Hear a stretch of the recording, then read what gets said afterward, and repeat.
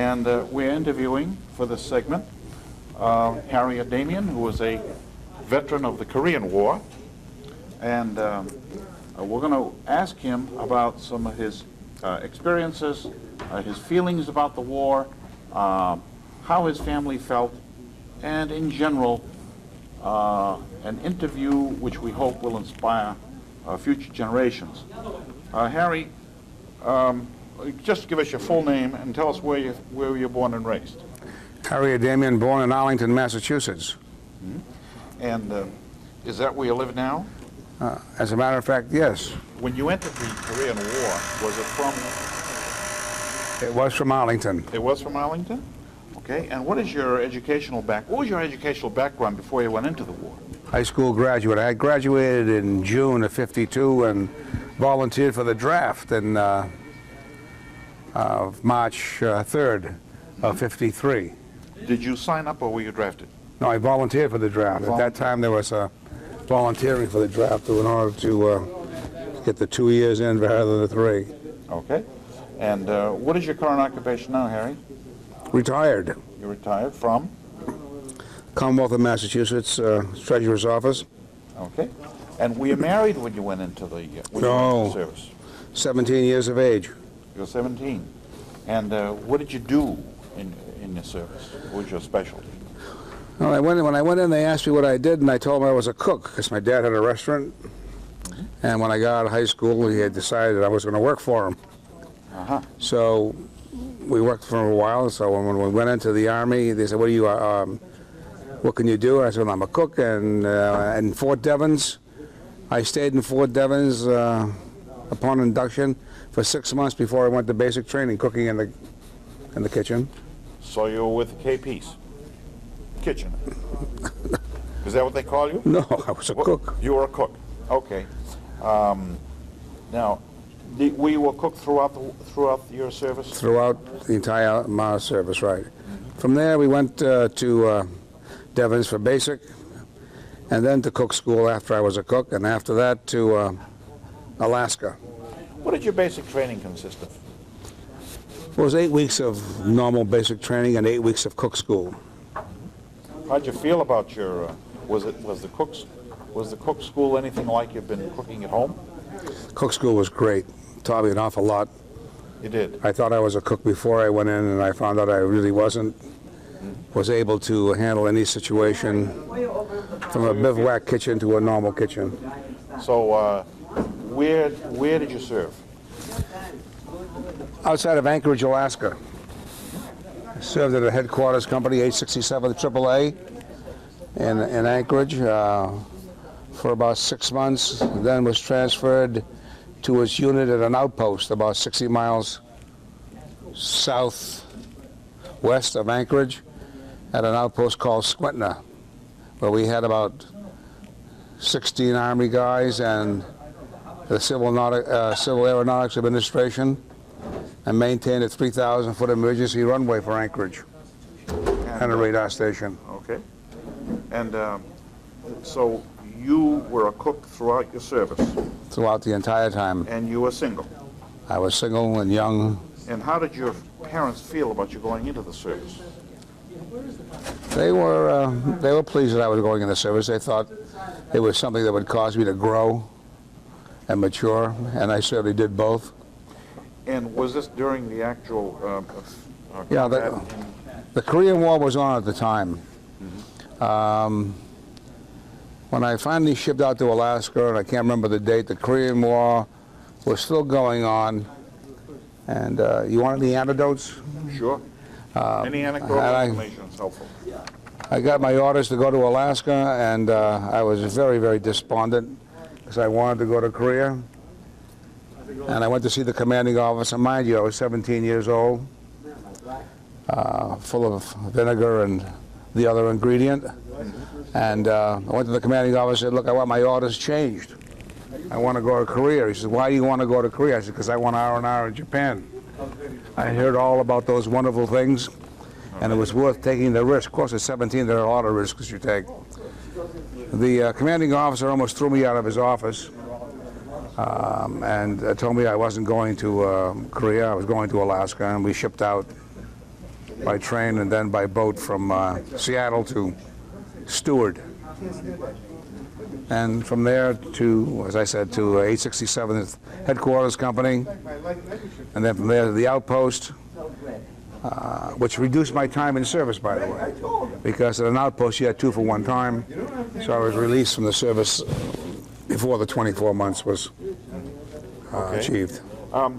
Did your parents come from overseas? My father was an immigrant. My mother was born from was born in Worcester. My father was from what is now Turkey, and at that time Armenia, in a town called Antib, Aintab. Enteb. He came from Enteb, Armenia. That's right. Okay. And did he meet your mother here? Yes. And did you feel that when you went into the service, you were doing your duty? Was it a duty that you were doing, or did you feel as if you were going to get drafted anyway? I think it was a combination of things.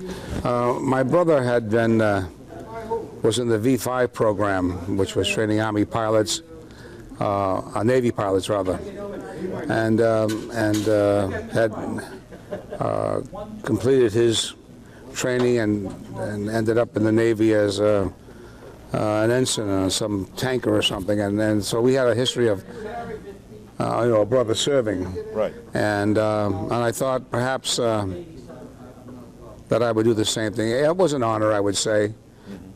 But did you feel as if you were doing a duty? I thought it was a requirement. I think it's something that young men should do even today. I wish it was mandatory. How did you feel about the Korean War? Because that was a police action, wasn't it? Well, as I read the newspapers and as I got a little bit older, I resented what was happening. Again, I was still a young man. I hadn't gone to college. My horizons weren't very broad, but I just didn't like the idea of not fighting to win a war, which is the same feeling I had in Vietnam. How did you feel about the Truman's policy? I don't think I don't think I really gave any thought. You know, at 17, 18 years old, I don't think I had any real defined feeling politically. I just knew that we were supposed to win and we should have won, and I felt as if we weren't fighting to win. And were you actually in Korea? No, I spent but you did most of your service in. All my time was in Alaska. At that time, of course, it wasn't a state. It was still the Wild Wild West. And how did you feel? Did you develop friendships while you were in the service? During that period of time, there were some great friendships. After the service, none remained. Did you didn't have any reunions afterwards? Never had a reunion. Just last year, someone called on the telephone, said he found my name and he remembered the name. So he picked up the phone, he found it on the internet and the telephone book, and asked me if I was Harry Adamian. That was in the 867th, and we served together. It was it was a nice thing to happen. And I don't know if he's doing anything or not, but we traded telephone numbers and email numbers, and it was kind of good. The past just came back so fast after so many years. Mm-hmm. Did you have any other responsibilities outside your duty as a cook? My job was to keep both the offices, because we were a headquarters company, and the enlisted men as happy as I possibly could. We had some great facilities. We weren't roughing into the headquarters company. And was Anchorage a cold place? Actually, we had colder weather in Butte, Montana than we did in Anchorage. Really? Because we're right off the Cook Inlet, and the Pacific Ocean would come up that way. We had plenty of snow, but driving on the snow was no big deal. We had beautiful summers. They talk about the mosquitoes in Alaska and the Anchorage area being as wide as a span of your hand or even wider, and they were that. We did go swimming in a lake in August. So they do have very warm. Beautiful. summers. Yeah. Now you take a cruise, for $3,500. I had an excellent cruise for nothing. Of course, the cruise ship where I went on wasn't very good. So you think that it was a good idea that we added Alaska to the Union as a state? Well, it was a darn good thing, because the Aleutian Islands were 2.5 miles away from the closest U.S. point, and at that time we were defending the Elmendorf Air Force Base, which was defending the west coast of the United States through Elmendorf. Oh, by the way, the thing that's kind of interesting is here we are, the headquarters company was a AAA outfit, and the guns we used were made here at the Watertown Arsenal. Oh, really? They had the guns that were ones that were at that time designed to follow the plane and to shoot at it without missing it, and it was all made at the Watertown Arsenal right up the street, about an eighth of a mile from here. Very good. How did you feel the medical service was there? Really didn't have any occasion to use it. Did they have a hospital? Oh, they had hospitals. They had all the facilities, but I never had occasion to use it, not being in a combat situation. Okay. Do you feel that there were any reason to have an anti-war protest during the Korean conflict? How do you feel? Did you have any feeling towards anti-war protests? Did it reach? Again, you know, I think that by virtue of being so darn young, I really didn't form any kind of an opinion on that. If you were to ask me how I feel now, it'd be a different story. But I was really... You just did your job? Just did my job, did the best I could, kept trying to get promoted, worked very hard at it. What was the highest rank that you... I only made corporal. Corporal. At E4, I guess they call it. When you returned from Korea, how were you treated, or did you care? The only thing that I found disconcerting was the fact that during basic training I had some injuries, and I had an injury, not severe, and when I was at the base, they let us out from it. I think it was Camp Kilmer in New Jersey. If you wanted to make sure your records were right and you wanted to get a disability or apply for disability, assuming that you were qualified for one, they said the only way you could do it is by staying there for another month or two. And of course, after not being home for 18 to 23 months, and again being that age, he said, look, I don't want to stay anymore, I want to go home. So I felt that they didn't have the opportunity to pursue any of those kinds of rights that you had, whether they came out to fruition or not, you know, whether or not you had that disability, whether you were entitled. So I just felt that was not right. Did you have occasion to use the GI Bill? Oh, greatest thing that man ever invented. Where did you go? I went to Boston University for a year, 3 years at State College of Lowell, now called University of Mass Lowell, and then my master's degree, which was also free as a veteran, Salem State College, going part-time evenings as I taught as a teacher back in those days in 1958 and 59 and 60. The GI Bill was the greatest thing that ever happened. Every time I think of paying taxes, I keep thinking back to all the benefits I have, and I keep my mouth shut. So you have a you were in the teaching field. I trained as a teacher. I became a teacher for 12 years.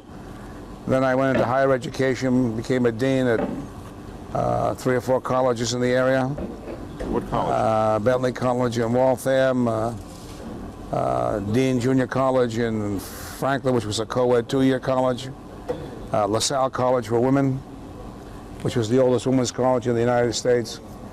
And then... So you were appreciative of the GI Bill? Oh, absolutely. Okay. And so you're probably more appreciative of the GI Bill than you were of the experiences that carried you through to your present... I would say if it wasn't for the GI Bill... You'd end up being a cook. Yeah, which, by the way, is not a bad avocation. No. By any stretch of the imagination, and I still do cook on a volunteer basis for a couple of thousand people every year, but that's neither here nor there. That's because it's a joy rather than a job. And Did you join any veterans organizations prior to joining Post 41 AMVETS? I belonged to, I attempted, no, I went to a couple of meetings of Post 41 back in 1955, 1956, January and February. Again, I was out of the service at 19. The guys were a bit older. I didn't feel. You didn't feel that you wanted to join the veterans organization? Didn't feel a fit. Yeah. But did join that year, and then left the subsequent year. Is there anything else that you'd like to add to this interview, Harry? No, being here at Post 41 now, it just brings back a whole bunch of memories with a great group of guys. Some of them I've known for the past 50 years.